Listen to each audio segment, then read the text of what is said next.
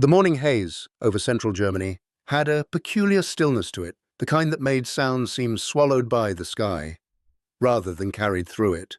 It was the early hours of a bitter day in late winter, during the final months of the conflict, though none of the pilots circling above the broken landscape knew just how short that war had left to run. Somewhere between 24 and 26,000 feet, the condensation trails from climbing aircraft carved white scars across an otherwise pristine blue canvas. In the cockpit of his Focke-Wulf, an Fw-190 that he trusted more than any weapon he had ever handled, Unteroffizier Karl Wüterich exhaled a slow, deliberate breath into the rubber rim of his oxygen mask. The air was so thin now that each inhalation felt metallic. The vibration of the BMW radial engine rippled up through the foot pedals and seat pan, humming with the familiar timbre of a machine that had been pushed through more scrambles than its ground crew cared to count. Karl felt that rhythm in his bones. Before we jump back in, tell us where you're tuning in from, and if this story touches you, make sure you're subscribed, because tomorrow I've saved something extra special for you. Only 7 minutes earlier, he and the rest of his staffel had clawed upward from a makeshift airstrip carved out of frozen ground near Göttingen, and already they were past the altitude where the A-series Focke-Wulf felt strong. But they had orders to climb. There were reports, too many now to be accidents, of American escort fighters staying with their bomber streams at altitudes and distances they should not have been capable of reaching. Every man in Karl's formation knew the doctrine by heart. At high altitude, the Fw-190 A8 lost much of its advantage. Its single-stage supercharger, optimized for low and medium altitude performance, struggled to gulp enough thin air to keep its engine producing power beyond 20,000 feet. The pilots flew anyway. Orders were orders. The Reich's skies, once confidently defended, now belonged to whomever had the fuel, the engines, and the pilots to claim them. As he nudged the stick to hold station on his Rottenführer's wing, Karl saw the first flicker of sunlight hit silver wings far ahead, barely visible between the haze trails left by the climbing American formation. He expected the heavy shapes of B-17 flying fortresses or the longer, slimmer B-24 Liberators. But he saw neither. Instead, there were smaller shapes weaving in and out of the bomber contrails, fighters, dozens of them keeping pace. They should not be here. He blinked, leaned forward, blinked again. At this altitude, fighters of any kind were dangerous adversaries. But for Karl and the other survivors of Germany's shrinking fighter units, there had always been one saving grace. American fighters did not reach the heights from which the bomber streams attacked. Thunderbolts lacked the climb rate to sustain prolonged engagements above 25,000 feet. Lightnings could reach the heights, but their engines struggled in the cold, thin air of central Germany in winter. And Mustangs, well, the men had heard stories of the new Merlin-powered Mustangs, but even the most alarming rumors never claimed that they could climb like this at these altitudes above 25,000 feet with fuel to spare. Yet, they were here. Their silhouettes were unmistakable. "Kameraden, das gibt es doch nicht," crackled a young pilot's voice over the radio. "Mustangs in großer Höhe, 20-25,000 Fuß. Sie steigen noch." No one answered. They were too busy watching what should have been impossible. Even before the formation leader issued the attack order, Karl understood the central question that hung heavy in his chest. How had the Americans built a single-engine fighter that could not only reach such heights, but climb within them faster than the Fw-190, Germany's proud workhorse? It contradicted every briefing, every technical comparison, every confidence-boosting speech issued by the Luftwaffe's faltering leadership. Above 23,000 feet, the Fw-190's power curve fell sharply. The Mustangs, if the rumors were true, did not. Karl had never been afraid of combat. Fear came later, on the ground, when he let himself think. But what he felt now was something else entirely, something cold and unfamiliar and growing. It was disbelief. It was the sensation of a truth approaching that he had been told could not exist. Only hours earlier, while the ground crew topped off fuel tanks with whatever low-grade gasoline could be scavenged, Karl had overheard a flight engineer complaining bitterly about engine performance tests. Even with careful mixture settings, the A8 was losing power earlier in the climb than it had 6 months prior. Fuel quality had dropped again, with crude oil fields lost and synthetic plants bombed relentlessly by the Americans. Late-war aviation fuel was a chemical compromise, sometimes barely above 80 octane. Additives were mixed in, substituted, mixed again. The radial engines tolerated low octane better than the Daimler-Benz inline engines, but they were still being pushed far beyond their comfortable limits. Karl had nodded politely, though in truth, he had become numb to news like that. Every conversation ended the same way. The aircraft they flew were the same in shape and designation, but the machines beneath the cowling were not the ones the manuals described. They were shadows of their designs. Now, staring at the American fighters that seemed to rise effortlessly through the thinning air, Karl felt the weight of all those shortages, all those compromises, all those assurances that had never quite matched the frontline reality. The Mustangs weren't merely present. They were climbing, overtaking the altitude band that German pilots had once considered a sanctuary. One of the Staffel's few veterans, Feldwebel Hans Rademacher, broke the silence on the radio. His voice held no panic, only astonishment. Mein Gott, sie kommen hoch. Unmöglich, aber sie kommen hoch. Every pilot in the formation saw it. The Mustangs were still accelerating in the climb. Karl felt his stomach drop. This was not supposed to happen. Not here, not at this height. The moment stretched thin, a single inhalation long, until reality snapped back into motion as the Staffelkapitän called for an attack formation. They would test these intruders. They would learn what they were dealing with. But deep inside, Karl knew that the learning had already begun. The belief that German fighters held the advantage above 25,000 feet. The belief he had been taught, reinforced by doctrine, repeated in training lectures, argued in mess halls, was breaking apart in real time. And nothing was more frightening to a pilot than discovering that the sky obeyed a different truth than the one he had been promised. Climbing into the attack, he gripped the stick and watched the Mustangs edge closer, gleaming, steady, impossibly sure of themselves. He wondered how long the illusion had been cracking before anyone dared to admit it. The story of that moment did not begin in the cold German sky, though. It began years earlier, in design rooms, in factories, in training fields, and in propaganda halls. It began with assumptions. German assumptions about their engineering superiority, American assumptions about industrial potential, British assumptions about the altitude performance of a Merlin engine, and the ways those assumptions collided. For pilots like Karl Wüterich, the war had been taught as a technical contest, a measure of who could build the faster aircraft, the tighter turning machine, the stronger engine. The Fw-190 had once been a symbol of that superiority.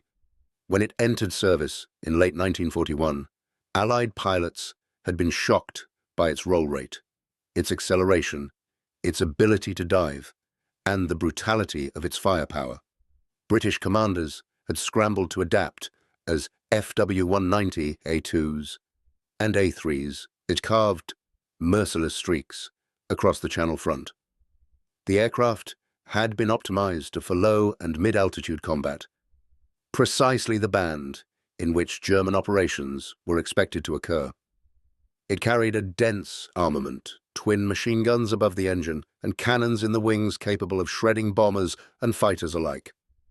For nearly a year, the British Spitfire struggled to match it. German pilots had absorbed these victories like gospel. The Fw-190 was not merely a weapon, it was proof of their technical identity. But wars evolve, technologies evolve, and doctrines, if they do not evolve with them, calcify into delusions. Years earlier, the Luftwaffe leadership had concluded that no opposing single-engine fighter could combine range, altitude performance, and climb rate in one package. The physics were fixed. The fuel required to maintain range weighed too much. The supercharging required to sustain altitude performance sapped efficiency. A long-range escort fighter was a contradiction. Preparing and narrating this story took us a lot of time, so if you're enjoying it, subscribe to our channel. It means a lot to us. Now back to the story. That belief shaped everything. It shaped the structure of German air defenses. It shaped how radar operators tracked incoming raids. It shaped the training of new pilots, who were taught that once American fighters turned back at their range limits, they could attack the bomber stream unhindered. It shaped the morale of men like Karl, who fought, each day, with the desperate hope that something, somewhere, still favored them. And, for a time, it was true. Then the Americans arrived with Mustangs, first the B model, then the D model, and the sky quietly shifted its allegiance. Karl, like every pilot, had heard stories. Rumors of Mustangs accompanying bombers far deeper than expected, of escort fighters appearing over Berlin, of bomber formations shielded at heights once thought unreachable. But hearing a rumor and seeing the truth gleaming in the sunlit cold were two very different things. The doctrine he had been raised on, the doctrine he trusted for survival, was unraveling before his eyes.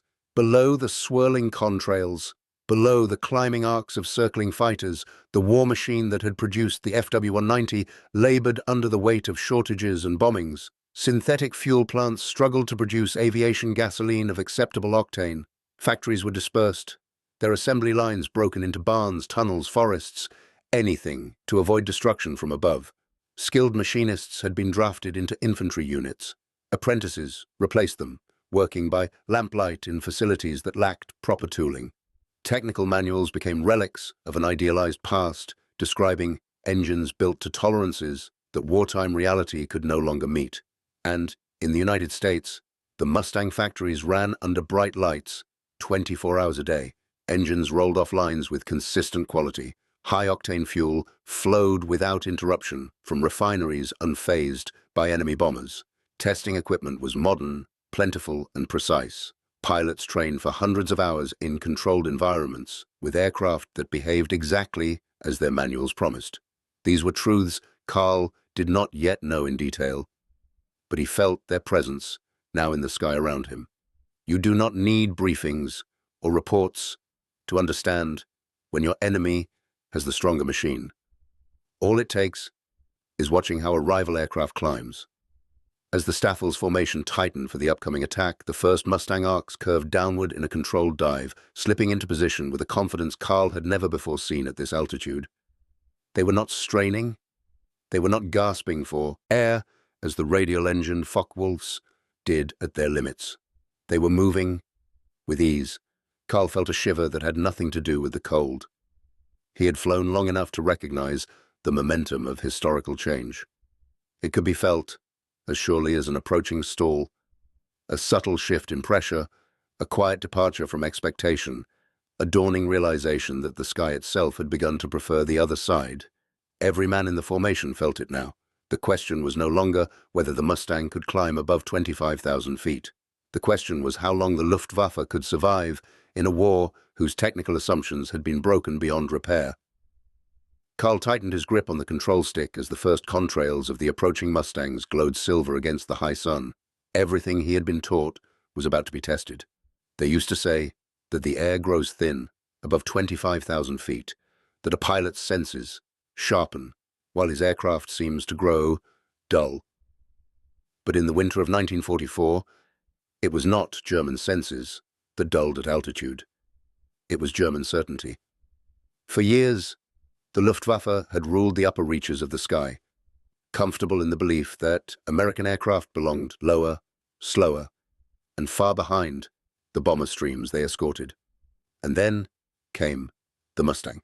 For Oberleutnant Karl-Heinz Bremer, Staffelkapitän of the 9 JG 300, the challenges of high-altitude interception were nothing new. But this was different. Bremer had climbed through 23,000 feet with practiced grace. His Fw-190 shuddered in the cold air, the BMW 801 radial engine groaning as supercharger efficiency faded. He expected the same struggle as always, the typical diminishing returns, the laborious crawl toward the bomber formation that always seemed just a little farther, a little higher. But on that morning, as his Staffel formed into a loose, climbing echelon, something felt off. Mustangs, his Rottenflieger said, through the radio, the word short, clipped. Fear masked as brevity. Bremer scanned the blue tapestry above him. Normally, the American fighters approached from the flanks or from astern of the bomb groups, swooping in with speed gained from altitude. But these were different.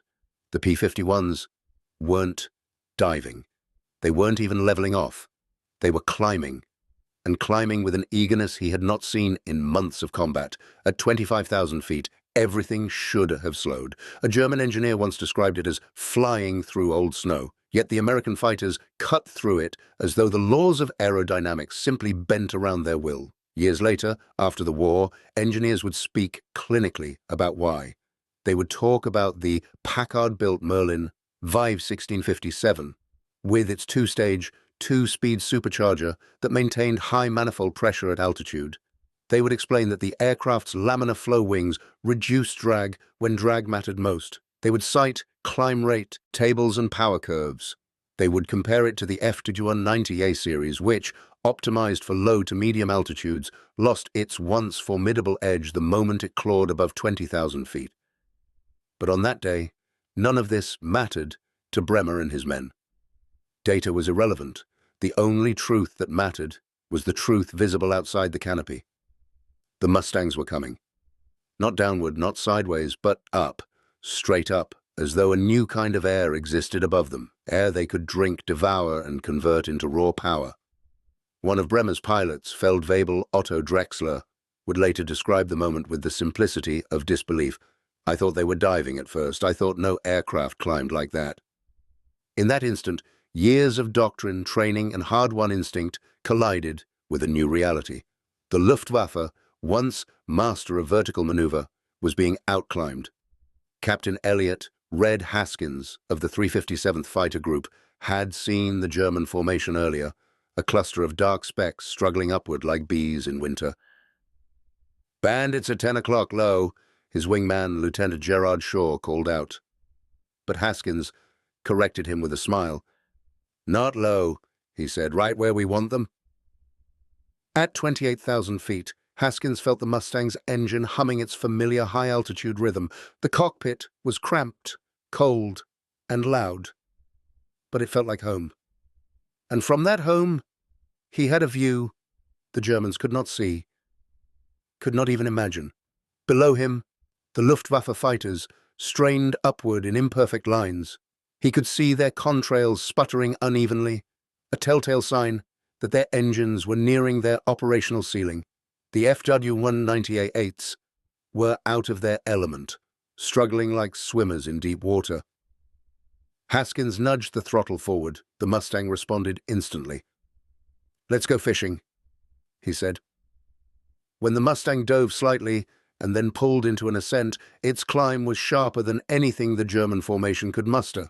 Its rate of climb at altitude, over 300-200 feet per minute in short bursts, became a weapon in itself, not merely a means of reaching bombers, not merely a defensive tool, but an offensive maneuver, a vertical attack vector. Bremer's formation had no answer. At 26,000 feet, the Fw-190A series was still controllable, still lethal in a dive, still steady in a turn. But it did not climb well. Not anymore.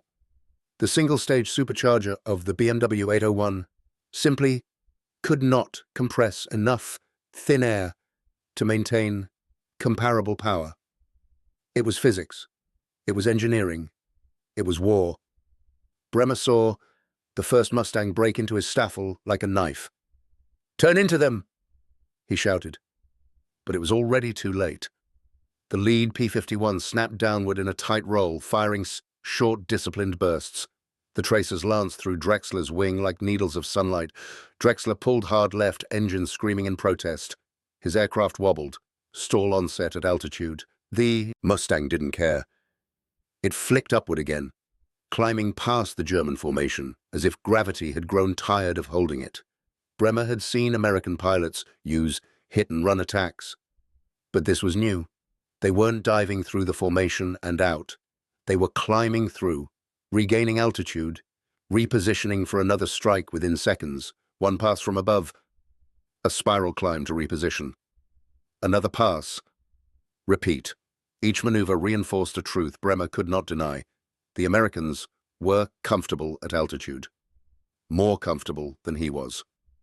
You could feel the morale tighten, Bremer would later say, like a belt pulled too far around the waist. A pilot's confidence was as much a weapon as his machine guns. The Luftwaffe had long possessed that confidence, but at altitude, on that day, the Luftwaffe was flying uphill, literally and psychologically.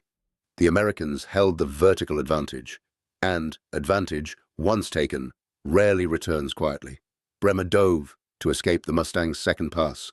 The moment his aircraft pitched downward, the Fw-190 roared with renewed strength. Its radial engine loved a dive. Every fiber of the machine seemed to shout, down is life, up is death. But diving meant abandoning the bombers. Diving meant giving up the fight. Diving meant conceding the sky. Bremer's radio filled with frantic voices. 2 on my tail requesting help. Brake right, there are more above them. Where are they all coming from? He could not answer. No one could. Captain Haskins led his 2-ship element into another spiraling climb. From below, Bremer watched the movement with dread. It was not a climb of desperation or retreat. It was purposeful, elegant, an aerial ballet humans were not supposed to perform. The Mustangs corkscrewed upward, their noses pointing confidently toward the heavens, their engines singing in harmony. They executed what American tacticians would call a vertical repositioning maneuver, but what the Germans simply called impossible. Bremer turned hard left to counter. The P-51s turned harder. He pulled up. The Mustangs pulled higher. At 28,000 feet, Bremer's control surfaces felt soft. His climb rate had dwindled to a pathetic crawl. Every move he made cost him energy he could not spare. The Americans had energy to waste. And in a dogfight, energy is another word for time. Time to climb, time to fire, time to kill. One Mustang, a silver machine with a red nose, dropped onto Drexler again. Bremer could only watch. The P-51 was below Drexler for a moment, then rose in a smooth, predatory glide into firing position. It was a climb shot. At that altitude, at that angle. Unbelievable, Bremer whispered. Burst of .50 caliber fire stitched across Drexler's fuselage. The Fw-190 rolled onto its back, trailing smoke. There was no parachute. Only a spinning, falling shape swallowed by clouds thousands of feet below. The Staffel lost altitude cohesion. Pilots scattered. They dove for thicker air where their aircraft felt alive again. But Haskins wasn't finished. The Mustang rolled sharply and pulled into another climb, always up, always higher, always in control. Historians sometimes speak of decisive moments, but in truth, war rarely turns on a single event. Rather, it turns on small changes, a new fuel mix, a revised supercharger gear ratio, a redesigned intake, a change in wing geometry. In the case of the P-51 Mustang, the combination of the laminar flow wing and the Merlin's 2-stage supercharger was the alchemy of altitude dominance. By contrast, the Fw-190A series was handicapped by the very design that made it a monster at low altitude. Its big radial engine, so powerful at 10,000 feet, simply could not breathe thin air with the same thirst as the Mustang's liquid-cooled inline engine. Thus, the Luftwaffe found itself confronting an unexpected truth. The Americans had built a fighter that fought best where the Germans were weakest. Bremer eventually dove his aircraft out of the Mustang's altitude sphere, leveling off at 18,000 feet, where the Fw-190 regained its confidence. There, he reassembled what remained of his Staffel. Only half returned. He took a long breath, steadying himself from the dive's adrenaline. The sky below 20,000 feet felt warm, thick, welcoming. But his mind was still above 25,000 feet, where the air was thin. But the truth was clear. We have lost the high sky, he told his men, not because they failed, not because they were outnumbered, but because the enemy possessed a machine built for the heavens. When Bremer sat in a small interrogation room in 1945, an American intelligence officer asked him a simple question. When did you know the war in the air was lost? Bremer thought for a moment. He did not think of the fuel shortages, of the bomber streams, of the endless attrition. He thought of altitude, of the cold silence above 25,000 feet, of Mustangs rising where no fighter should rise.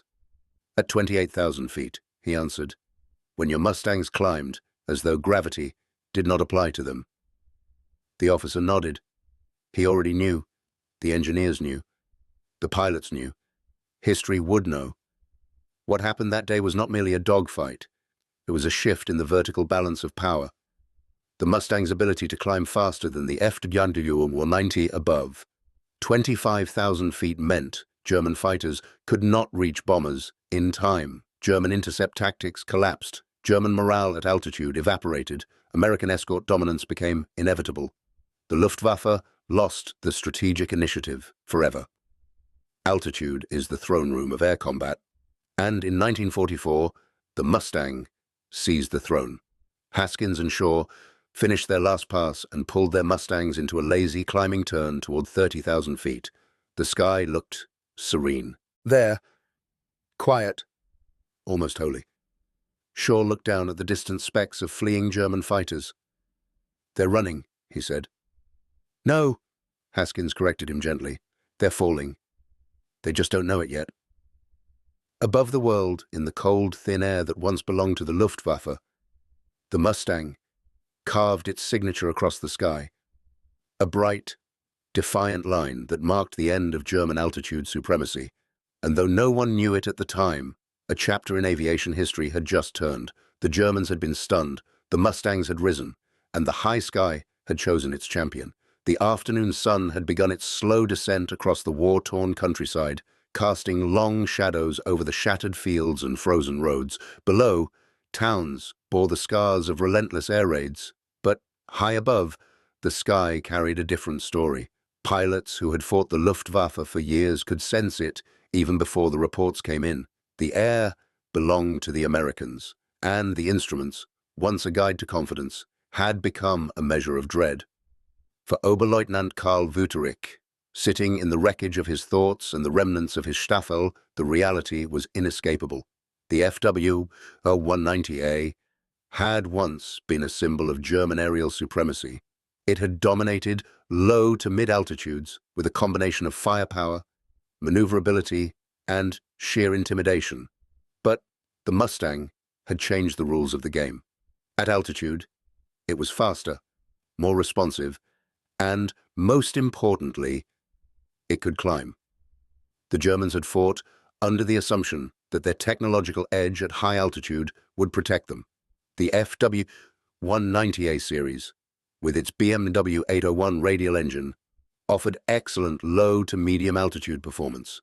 Its 1,700 horsepower engine could propel it at speeds exceeding 380 miles per hour at 15,000 feet. But above 25,000 feet, engine output dropped sharply and climb rate diminished. The aircraft simply could not maintain the same energy as it had lower in the atmosphere. Meanwhile, the P-51 Mustang, fitted with the Packard-built Merlin V1657 engine, excelled in conditions that the Luftwaffe had assumed would be impossible for a single-engine fighter. Its two-stage, two-speed supercharger maintained manifold pressure at altitude, giving it nearly full power above 25,000 feet. The laminar flow wing design reduced drag by 30% compared to conventional airfoils, allowing for longer climbs, higher top speeds, and more efficient energy management. A fully loaded Mustang could climb at over 3,000 feet per minute at altitudes where the Fw-190 could barely sustain 2,000. Bremer and his fellow pilots felt the difference immediately. What they had been taught about enemy capabilities, never to be challenged above 25,000 feet, was now visibly wrong. The psychological impact of seeing the Mustang climb effortlessly past their formation cannot be overstated. Years of indoctrination, training, and battlefield experience had built an expectation that the upper skies were safe, that the Fw-190 could dominate this zone. The stark evidence of the Mustang's performance shattered that assumption. The Luftwaffe pilot's shock was not simply technical, It was deeply psychological. For generations, German airmen had been trained to rely on altitude as a tactical advantage. They had been taught that climbing above the enemy meant control, observation, and the ability to choose the moment of attack. The top of the sky was sacred, a place where experience and skill conferred undeniable power. Now, at 25,000 feet and above, they were confronted with a reality that contradicted everything they had been taught. They were no longer masters of the sky. They were reactive. They were vulnerable. The Americans had forced them into a defensive posture where none should have existed. Feldwebel, Otto Drexler's words, later recorded in memoirs, captured the sentiment. Watching those Mustangs climb past us, it was like seeing a ghost that should not exist. We had trained for years, learned every tactic, every maneuver for altitude combat, and yet they simply went above us, and nothing we did could stop it. The loss of psychological advantage was compounded by operational fatigue. Luftwaffe pilots had endured months of attrition. Experienced leaders were being killed faster than they could be replaced. Training programs had been curtailed. By late 1944, many new pilots had flown fewer than 100 hours before entering combat, less than half the flight time the Americans required. At altitude, the lack of experience became immediately apparent. Less seasoned pilots misjudged climbs, overestimated energy retention, and found themselves outmaneuvered before the fight even began. The Mustang's altitude performance had far-reaching operational consequences. The Fw-190 was designed to intercept bombers in the mid-altitude range, often 15 to 20,000 feet. At those heights, the aircraft excelled in turning radius and armament effectiveness. But the P-51, capable of sustained operation well above 25,000 feet, could not only accompany bomber streams but dominate the vertical plane, positioning itself advantageously before the Germans could react. During missions over central Germany, Luftwaffe reports began noting a recurring pattern. Bombers were being met by Mustangs at altitudes previously considered inaccessible. German formations attempting to intercept were forced into extended climbs, consuming precious fuel and energy reserves. Pilots who did manage to engage were frequently outclimbed during subsequent passes, leaving them vulnerable to repeated attacks or forcing them to disengage entirely. The strategic impact was immediate. The Germans could no longer control the approach corridors to industrial targets effectively. Bomber losses decreased as P-51 escorts maintained pressure on Fw-190 interceptors. Luftwaffe pilots began to adapt, but the solutions were insufficient. Engine limitations, fuel shortages, and inadequate training could not compensate for the structural advantage the Mustang had achieved. The disparity in aircraft performance reflected a broader contrast between Allied and German industrial capacity. By late 1944, the United States produced thousands of aircraft per month, combining advanced engineering with mass production techniques. Factories operated around the clock, with quality control maintained at remarkably high levels despite the scale of production. The Fw-190, on the other hand, was increasingly a victim of circumstances. Allied bombing had disrupted production lines. Skilled labor was scarce, as machinists and engineers were drafted into infantry service. Substitutes, often teenagers or older men, were left to assemble complex radial engines and airframes under suboptimal conditions. Fuel shortages further undermined performance. Synthetic fuels were produced in small quantities, often contaminated with byproducts that reduced octane ratings and limited high-altitude performance. In short, the Luftwaffe's technological edge had eroded not because of a single design flaw, but because war had exposed the limitations of its industrial ecosystem. The Mustang, by contrast, combined superior design with abundant, reliable resources, a lethal combination. In response to the Mustang threat, Luftwaffe pilots experimented with a range of tactical adaptations. They attempted early climbs to intercept formations, spread their forces wider to catch incoming escorts, and even tried coordinated head-on attacks to exploit potential weaknesses in American formation flying. Yet, these tactics were only partially effective. The Mustang's climb and energy retention allowed American pilots to reposition after every engagement. The aircraft could dive to attack a bomber or fighter, then climb back to altitude faster than the Fw-190 could follow. Over time, Luftwaffe reports noted a demoralizing reality. Engagements were increasingly one-sided, with inexperienced German pilots destroyed before they could pose a real threat. The psychological toll of repeated exposure to these tactics cannot be overstated. Pilots began questioning their ability to survive, their aircraft's capability, and the competence of their leadership. Many seasoned aces were killed in such engagements, leaving younger pilots without mentors. By the winter of 1944, morale in many Luftwaffe units was fragile, often shattering in the first encounter with a Mustang formation. Unteroffizier Karl Wüterich's diary provides an intimate view of the human experience. Each climb feels heavier than the last. The engine strains, our formation fragments, and above they come, silver-winged specters.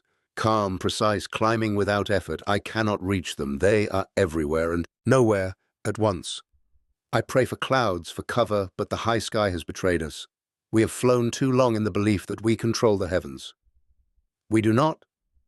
The Americans do. Feldwebel Otto Drexler's memoirs echo this sentiment.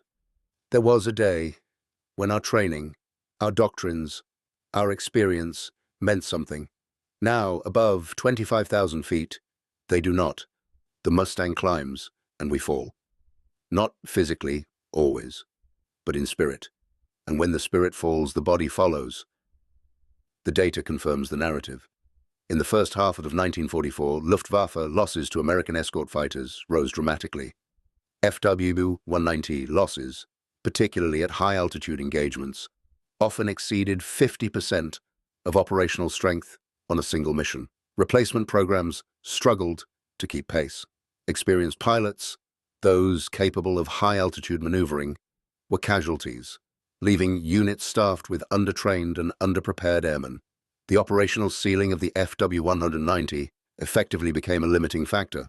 Encounters above 25,000 feet increasingly favored the Mustang, which maintained energy superiority, better engine performance, and greater pilot flexibility. Allied air forces recognized this advantage and exploited it systematically, making high-altitude raids increasingly survivable for bombers. The tactical superiority of the Mustang at high altitudes contributed directly to the Allied air campaign's strategic success. Escorting bombers deep into Germany, the Mustangs ensured that aircraft production facilities, synthetic fuel plants, and critical transportation hubs were targeted with increasing efficiency. The Luftwaffe's inability to contest the high skies diminished their capacity to protect industrial centers and allowed the Allies to maintain relentless pressure on the German war economy. In effect, the Mustang's climb performance reshaped the air war. It removed the Luftwaffe's previously secure zone above 25,000 feet, forcing a re-evaluation of strategy, tactics, and morale. Pilots, engineers, and commanders alike were confronted with a stark truth. German air dominance had ended not with a single catastrophic engagement, but gradually in a series of high-altitude confrontations where technology and industrial capacity tipped the balance irreversibly. By the end of the conflict, the Mustang's reputation had transcended mere performance statistics. It symbolized the convergence of superior engineering, industrial might, and tactical innovation. Pilots who flew it remembered its reliability, its climbing ability, and the psychological advantage it conferred. Luftwaffe pilots, meanwhile, carried the memory of being outclimbed, outmaneuvered, and outmatched in a domain they once considered their own. For the men who had flown Fw-190s, the high sky was a reminder of both human ingenuity and industrial asymmetry. No aircraft, no tactic, no morale could restore what had been lost above 25,000 feet. For historians and enthusiasts, the story of the Mustang's high-altitude performance offers more than statistics and technical specifications. It is a human story of perception, expectation, and the consequences of disproven assumptions. The Luftwaffe's pilots were trained to believe that certain zones of the sky were secure. When those assumptions were invalidated by superior engineering and abundant resources, their experience, courage, and doctrine were rendered insufficient. Above 25,000 feet, The P-51 Mustang did not merely climb faster than the Fw-190. It redefined the rules of engagement, the psychology of air combat, and the course of aerial warfare over Europe. The war above Germany's industrial heartland was no longer fought merely with guns and shells, but with altitude, energy management, and the quiet inevitability of superior design. As the winter of 1944 gave way to spring 1945, Luftwaffe pilots continued to fly. Many survived, many did not, but all who flew in those final months carried with them the memory of the day the sky changed, when a silver Mustang climbed past them at 25,000 feet, and the high heavens themselves seemed to choose a new master. Up next, you've got two more standout stories right on your screen. If this one hit the mark, you won't want to pass these up. Just click and check them out, and don't forget to subscribe and turn on the notification bell so you don't miss any upload from us.